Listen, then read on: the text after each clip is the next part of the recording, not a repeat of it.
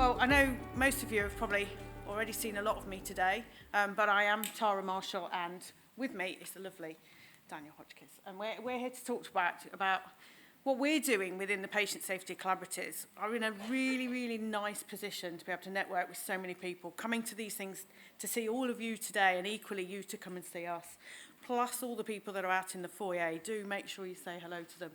Everybody's come a really long way. So we want to talk to you a little bit about quality improvement methodology and why we do the way we do it and how we make sustainable change for what we do. So as I say, there's 15 of our patient safety collaboratives. There are some members from various different ones dotted in the audience, so do say hello to them. And we cover, as you can see, the UK. Some of them are very big patches, so there is only a finite amount of us, so do dig us out. We are at the end of an email and we are at the end of a Teams call now, or a Zoom call, whichever one you want to use. And I know we've already talked about this earlier on. This is a driver diagram, and the reason I've circulated the non-acute care bit is actually we've talked a lot about acute, we've talked a lot about news, we've talked a lot about sepsis. So now we're starting to spread that common language across the systems and into our care homes and communities, and into our own homes as well at some times. So there's an awful lot of work going on around how we recognise deterioration, but how we empower people to do that as well that don't have any clinical training. And then one of the most important things is about how we respond to that. And I know for all of you that are working clinically, that is about how you recognise that, how you respond to patients and how you get there quick enough. And in some of the hospitals, you'll have set guidelines as to whether that timeline is going to be and what that news score is that you go to. That doesn't mean that that's the answer for it. Because for people that haven't got a clinical background, how do we then enable people to use the National Early Warning Score in care homes? And certainly during COVID, how have we done that at such a difficult time? Underpinning that is the peer framework that I know Dan talked to you about earlier. So as I say, it's about creating a language, a common language that is for everybody to use. Supporting news, though, is soft signs. It's almost going back to before we had news. You know, that early warning score, that stand at the end of the ward and he's not very well over there, what we're going to do about that?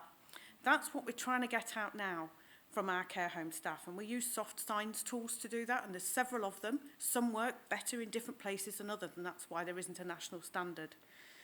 But what they do is translate those worries or concerns into a document, a news score, that they can then say, actually, no, I need you to come now. I don't want to wait until tomorrow. And for us on the receiving end of that, we equally understand that language. And we're now using that across all of our acute hospitals, our ambulance trusts, and our communities and care homes.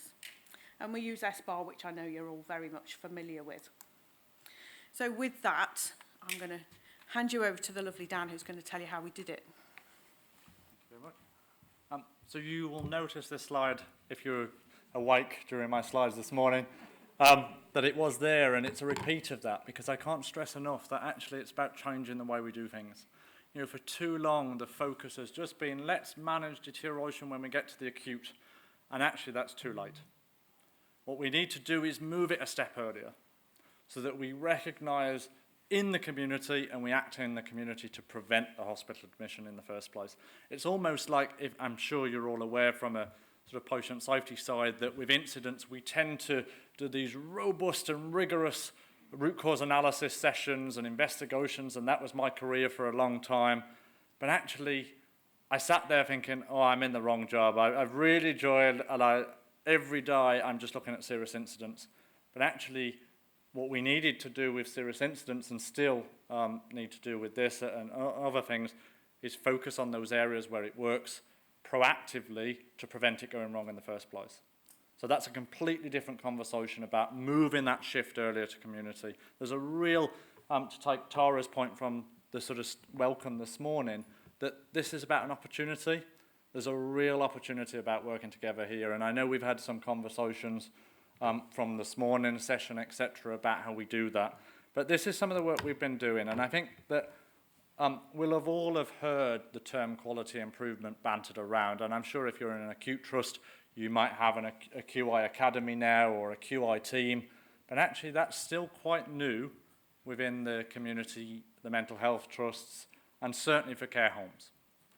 But for care homes, one of the key things that changed was that CQC recognised the need for quality improvement programmes within the care sector and social care. So straight away, what they did was add a paper nationally around social care and quality improvement. Now, the judgment's out whether our inspectorate still knows fully about quality improvement and PDSI cycles and the use of those trigger tools to test change over time. But it is one of the questions that our care homes get asked. But it's one that so often when I've seen judgment reports, etc., come out from the CQC in the last sort of year and a half when they've done some of those immediate urgent reviews of care homes, that actually just care homes didn't know what it was. So there's an assumption there. And I think that goes back to that conversation and that language. We assume people know all too often, and actually they don't. So then we have to train them. So with that in mind, and I guess this is like teaching grandma to suck eggs a little bit, that most of you should be familiar with the model for improvement. And if you are clinically biased, etc., I'm sure that it's been used in your wards. But actually, those 3 key questions are fundamental. So when we're doing any improvement work with the system, which is what we're doing in the PSCs, is looking at those 3 questions first. What are we trying to achieve? What's our aim? And actually, sometimes it's worth helping the care sector with their aims. So instead of asking them what their aims could be, we tend to give them examples. So we have sessions with care homes across our region that looks at all of this and how it works together. The one thing that we're really not good at as a system, as a whole, is measurement. So we tend to put something in place and hope that it will work. Problem is, with QI programs in the NHS, there is only a very, very small percentage of programs that go on to be sustainable over years and years. And the number is really quite poor. So only about 3% of any QI program in healthcare and social care is successful and sustained. Now, when you think about every day we're trying to do something different, whether at ward level, whether in your teams, whether with a whole system, if only 3% of the projects across the whole country are sustained, then we'll stand here next year saying this exact same message again, because we won't have got through. So actually, we don't teach sustainability, and we equally don't teach measurement, because measurement for improvement is part of that quality improvement set. And equally in care homes, the difficulty there is no standardised minimum data set for care homes. So internationally, there's something called the Inter-I, and that's a minimum data set for care homes in 63 countries. But surprise, surprise, much like some of you aghast this morning that we don't have a national PEWS yet in England, we don't have sign up to the Inter-I. So actually we start from a place of a real gap and disproportionate advantage anyway.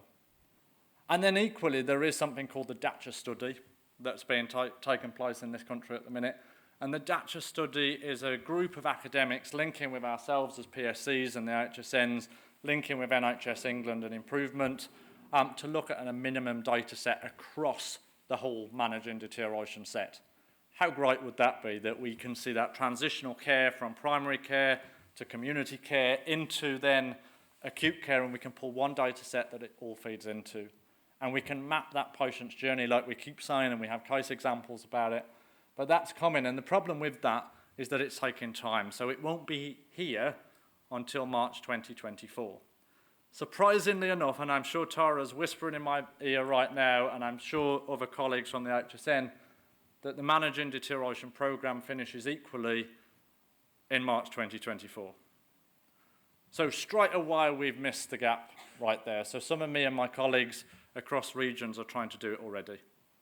We're looking at what we're doing, and we're working with our ICSs already to look at a minimum data set, but equally look cross-system and cross-sector what we already collect so that we don't start putting additional pressures on you guys to start having to go run round trusts and ambulance services and things to collect even more data. What do we already collect? What can we pull down as a real picture for this? And then equally, it's about the changes that we make to that system. I talked this morning very much about the need for system change and that system thinking and system-wide approach. Matt talked about system leadership. Some of the work that the PSCs are doing is all about those systems and those networks. You know, really trying to pull this together so there's consistency. And actually, when the PSCs first started, there was that we were all doing our own sort of mini things within our own regions. What's far better now is that we link up every month and we share practice across the regions. So you've got 15 AHSN PSCs trying to do the same thing, which in its sense is a starting point for how we move forwards. One of the key things with deterioration is we often talk, when we talk about QI, is about who those stakeholders are. When we start to map, and actually we don't take long enough to map, when we do quality improvement, there's this sense, and it's very different to research, in the sense that we should spend 70% of the time planning what we're going to do and 30% of the time doing. We tend to do the reverse in healthcare, and that's probably my view of why we don't sustain, because we don't plan for that sustainability in the first place. So one of the keys to quality improvement that we teach in the collaboratives is that stakeholder map. And you can see here, internally to the care home on the left, you know, often we think of our carers, our senior carers, our managers of the homes, etc. But you can see this list goes a lot further than that. So when we reach out to the care homes and the teams who support them, we're linking into their domestic team. So the domestics actually are the missed opportunity here that actually they're going around seeing their residents quite often.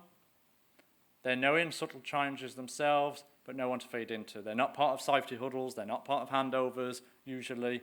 So there's a whole staffing group that we're missing out who have really vital information at times. Equally, it's like, you know, the cook in a care home is vital. They know nutritionally what's going in and out, you know, but we don't ever ask them their opinion. So sometimes this is about just thinking outside the box and looking broader. Equally then, it's getting care homes and the social care sector to see that actually there is a whole set of external stakeholders to that as well. And the problem we heard this morning from one of the questions directed, I think, at Chris and I, was about actually when care homes get a really negative reaction from clinicians in the NHS, etc., who say, oh, you know, yeah, you might be using that tool, but I've never heard of it. And I don't use that tool. And actually, to me, your resident isn't as important because I've got somebody over there who's more important. And naturally, what happened, which was a really step forward in my view, was the primary care DES contract that came out. And that primary care DES set a principle and mandate across the country that there had to be primary care ward rounds with care homes. And that each care home had to have an allocated GP. That's a massive shift forwards. You know, too late, you know, but at least we've got it now and we can work backwards slightly on this. But it's really crucial that we look in any quality improvement program at internal and external stakeholders and bring those together. And then equally that we give them time to map. So in our webinars and our sessions that we do with the regions, so I talked a little bit earlier in response to a question, that we have a sort of 4-part webinar series that we roll out across the ICSs. And that covers all of the care homes. In the first session, we teach them very much about the education tools, the soft science tool, the frailty tool, you know, the respect tool, all of the tools collectively, the whole pathway that they get to know. But we equally teach them this. Because actually it would be devoid of our responsibility if we didn't teach quality improvement, because if we don't give them the skills to go and implement it back in their home, then it will never get done. And we equally give them time in the webinar then to start doing some of that work, to start looking at their IAMs, start thinking about who they're going to engage and how. And that's really vital that they do that as a team. And then it's gathering their baseline. So in healthcare, we're pretty poor at gathering baselines. I mean, we tried it with audits and things, and then we tend to do junior doctor audits and whatever, and I know that they're meant to be QI programs now, but actually we say, oh, we'll repeat the audit in 6 months' time. Yeah, and? So what? What changes in between? We need that impetus to change. So equally, in the care homes, we do the same, and we use something called a safety cross, and it's something that can be adapted into supported living, into domiciliary care, into social care, etc. And it is basically a cross of the dyes of a month, and you map the dyes as green, red, and amber dyes, if you like. So in terms of a managing deterioration safety cross, a green dye would be that nobody has been called for an ambulance or admitted to an ED setting, etc., amongst your resident group. An amber might be that you've had ambulance call-outs, but actually, in theory, we could have avoided those call-outs if we'd got the right community team to come and assess them earlier. And then a red would be that somebody's been admitted avoidably. So for avoidable admission, I see that as somebody going into ED setting and turned straight back around to the care home, or in acute ward for less than 24 hours and turned back around. Now, we have data on that we collect already, and actually care homes, giving them the responsibility to collect their own data is really important. There is no mandate in their CCG or their local authority contracts to pull data. Some of them have dashboards and they're hit and miss. So actually, that's one of the biggest challenges that we've faced over time. But using safety crosses really brings them into that. And the whole staff team could get involved in that, in safety huddles, etc. And you can see here from one of the homes that we work with that started to look at the use of soft signs tool within their care home, that they're moderate sized to a large bedded home, 160 beds in that home, some D2I beds within there as well, and their average median for the use was 13 across the month for soft signs being recognised. Now actually that's really quite crucial, because when we start to look at that, we then need to understand the data behind it. What were the soft signs? Was it that it's nutrition and hydration? Was it falls? That functional level of deterioration, because when we talk deterioration, and we've talked very much, and I certainly have this morning, about the acute side of deterioration, that softer side is the more functional. Understanding frailty, understanding, for our region at the minute, what we're seeing in terms of pressures is falls. The number of falls have massively scaled up within the last 2 weeks, and falls with injury in a care home. And that's because already we've seen a 10% migration of staff from social care. That real balancing measure from a national directive coming out to say that care homes have to be doubly vaccinated and healthcare don't. Within this region that you all sit in right now, 10% of our care staff have moved into healthcare to be healthcare assistants. Plus it's better pay, plus they get a pension, plus they get, better sort of social groups, etc., that they're around. So there are real stresses in the community at the minute, and we need to support them in a very different way. There you go, there's the safety cross that I've just talked about, so I preempted myself. So you can see that they could colour the cross every month, and each month what you would expect over time is that cross becomes predominantly more green, because their safety huddles and their interventions or their change ideas should fit around this. So we change something, we test it, and then we analyse that and then change something else. What we shouldn't do with quality improvement, which all too often so many people do, they think, oh, I've learned a bit on quality improvement. I did a CUSA course. Yeah, we've all done the CUSA course, or many of us, or want to, etc. to do. But actually, there's a real importance there about doing one small test of change at a time. So there's mini PDSIs so that we learn from that. If we change 2 or 3 things at a time, we don't know which ones had the positive or negative impact. And that's the problem with it. So we need to do that subtly over time. And you can see here that what the culture in the care homes that we've worked with were really important. And this is where we've gone to with some of our care homes. And I said right off this morning, we have worked with 888 care homes within this region up to date.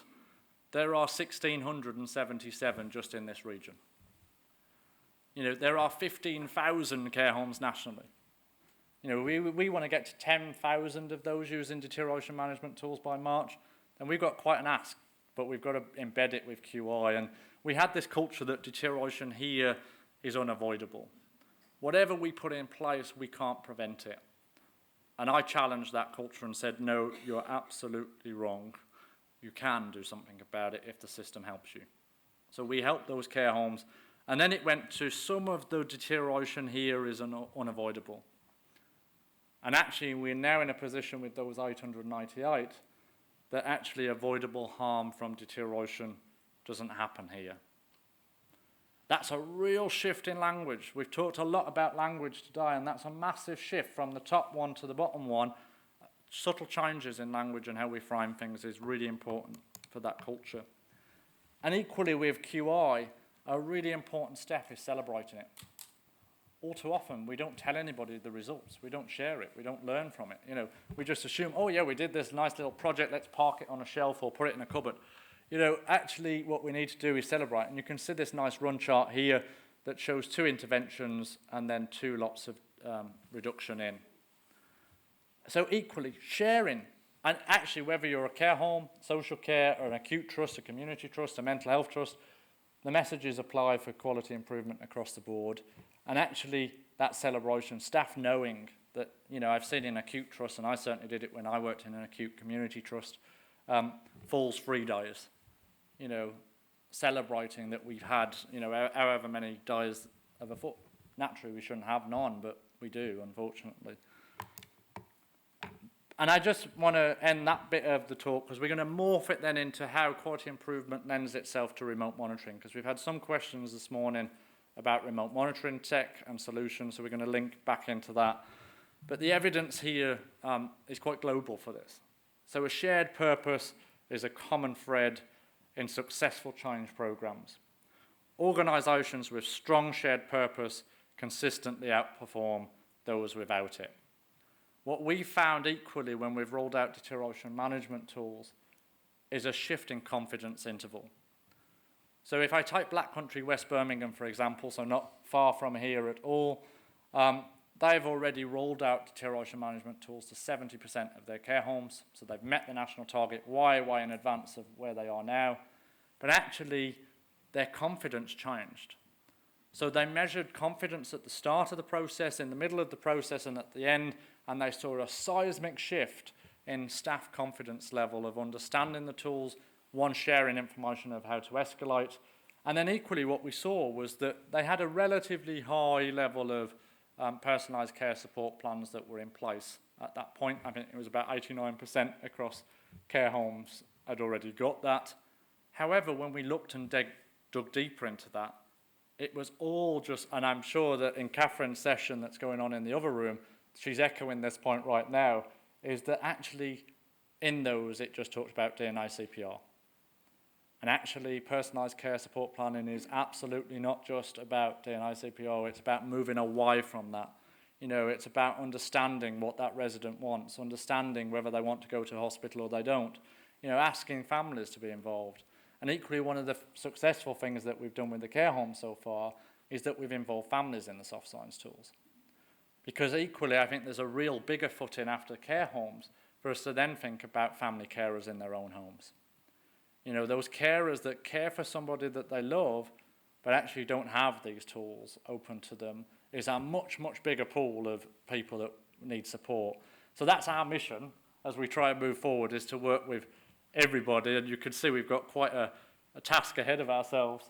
But between us all, across the 15 regions, I think there's been some seismic shifts across the last 2 quarters. So up to yet 7,000 care homes are now starting to use deterioration management tools.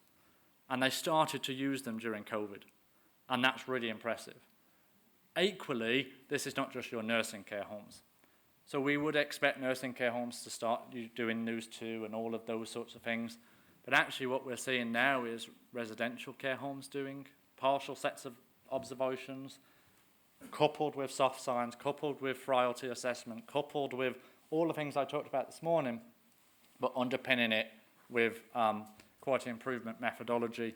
And we had a home that talked 2 weeks ago at our regional care home safety network, and they said actually we were inadequate as a home because they were asked what this did for them. And we moved forward 9 months. They then were rated in all 5 domains adequate or requires improvement at that point. Roll forward to a year, in all 5 domains they were then rated as good. Within a year they'd moved from inadequate to good, and I think actually that's a lesson for all of us in healthcare and social care, that actually using this and embedding it really does start to make that seismic shift, but we have to stick with it and we have to be slow with it, not try and rush it. So at that point, I'm going to hand back to you. To me, oh right. So, well, thank you. So, I'm sure all of you are familiar with the chart in the middle. That before news was not a standardised chart. One of the biggest issues we had with it was translation. I'm sure all of you in any complaints process, at some point you go, where's the chart, and it's gone. That's one of the good reasons why we could do that digitally. The other thing that it did is standardise that. So you've got a signature on there. You've got a news score that's people can read. You've got a trend analysis that, again, I don't know whether you do dots or crosses. It's always been an argument on every trustee you go to. Who's doing a dot? Who's doing a cross? Somebody does a squiggle. You know, but essentially, where is it in that box? And what digital tools do is give us that clarity. The nice thing about having news and that it's standardised across the UK is it's the one validated tool that we can all refer to. And that's come into its own as we've started to use this in community.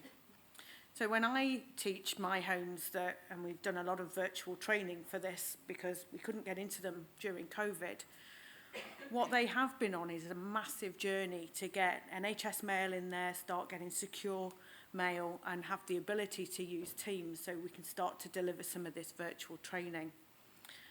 And I suppose the one thing I've always said to them is if you've got 2 in the red, the chances are they're going to need a hospital bed. So what we're looking for, whether we do that digitally or on paper, is to try and avoid that. But we want to use those early signs to try and prevent that so we keep people out of the red and hopefully out of hospital. Or if they need to go to the hospital, they go at the right time. If not, those decisions are made with time to get families involved in that decision-making process. And it may be that we can put into plan the advanced care planning, the palliative care teams, or whatever else that needs to be there. And equally, we can use this for the multidisciplinary ward round. So as Dan has said about the DES contract, one of the biggest changes for care homes is they've now got allocated GPs. They're the next group that we need to really hone down on using news too. And by doing it digitally, it drops into their systems. So essentially, they can't avoid it. It's probably a bit of an undercarriage way to go, but it's there. So System 1 will use it, EMIS will use it, and there are so many other things coming out now that is supporting care homes to do this digitally. Some of the equipment that I've used is also Bluetooth enabled. So the readings go from the equipment straight to the tablet, straight up to the GP, and repeats itself so staff know that it's happened, and then we don't have to do as much training, and they've got as much time as possible to spend with the residents that they need to. And given the staffing circumstances that we've got at the minute, that's really valuable. So our PDSA for this programme that we ran, and we ran a pilot, and I will talk a bit more about the pilot later on, is we put together our PDSA and spent most of our time planning. At the time we were planning this, I was back working clinically, so a lot of it was done on my days off and hidden in my isolation bubble. But the IG was a massive ask for any region to do, and we wanted to do that nationally. I've got over 1,100 care homes in my patch, I suppose, at Eastern, and over 700 GPs, of which at that time weren't all aligned, and it's a process that they're all going through now.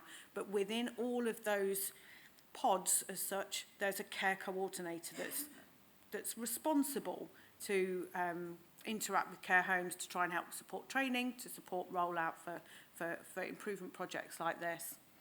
We're about at the study age of it now. We've created some data, we've got some dashboards in, and we're starting to measure that across our patch and measure that with empty beds and measure that with ambulances and conveyances to hospital.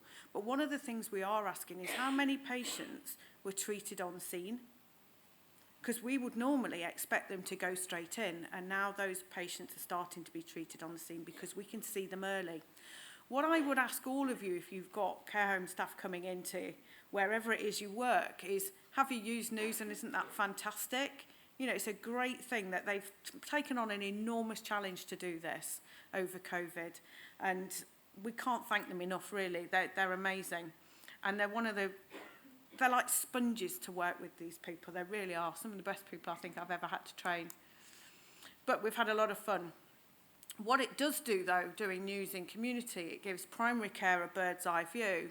It gives care homes, it empowers those staff to actually speak up and shout out for their patients and have that common language that we all understand in this room, but they didn't. It centres around the person, so it's the person going through the systems rather than the systems applying themselves to the person. So for secondary care, at the front door of an ED, we've never had a set of observations traditionally from care homes. The patient comes in and they're there at the door and the carer goes home, or if they haven't got staff, then they come on their own in an ambulance. We now have the possibility of having trend analysis as people come in the front door. So if you think about patients that come in with a low blood pressure and we then go and treat that low blood pressure, it's probably normal for them. My mother's got a heart rate of something like 55 until a pacemaker went in. Now, I probably would have treated that as much as many other people would have done, but it wouldn't have been right for her. And this is what it's about being. It's got to be right for them as they get there. And as I say, responders, they're all using news now. So some of these systems will interact with each other. For dashboards and the weekly ward round that we talked about, these are what you see on your wards as part of some of the outreach services. I know there's lots of people here, but some of them you will be familiar with these dashboards. This is new to our services outside and in community. So they can triage those on a red, green and amber pathway, the same as anybody else. They can set alerts. So your GPs are your clinicians. They're the people that need to see this, as well as the other members of the multidisciplinary team. So you can have secure photos being sent. We found during COVID so many people using their own phones to send photographs of wounds because they really needed to get that information out. But actually, we've been told never to do that, so why should they have to not live by that standard? So from analysis, we've got quality improvement. We can use SPC charts. What we're trying to grow is sustainability and that sequential learning. So at every step of this journey that all of us have been on, them included, we've had to go back. We learn every time. We take their story, we change something. It's this iterative process, and it's very agile as we start going forward. So we can grow this sustainability. One of the things that we have, I suppose in a way, a really nice place for us to be is as a network and all working together, is we can do that at pace. So we can start to do this at pace. If you'd have said to me, will you ever get remote monitoring into care homes? 3 years ago, I'd have said, never going to happen. It's happened. We've got 70,000 people on this now. And that's just one system. I won't say there's hundreds of systems out there, but there's several out there all starting to do this, and care homes love it. What we need to do is now start to drive that forward by the response to them. So the key learning for us is it needs bigger integration. We need to start thinking about an information standard so that every piece of kit that is used has the same information coming up to the patient's record. We need to start thinking about that global patient's record and where that sits. And will it sit so we can start pulling other pieces of information out, like your respect form and other pieces of information. It's there to enhance current practice. It's never been there to replace it. And we need to use it as part of the national agenda, and it needs system-wide integration. But some of that can only be driven from the people that are using it, and that's you in this room and for our care homes, essentially. And with that, I'm going to let you have a cup of coffee.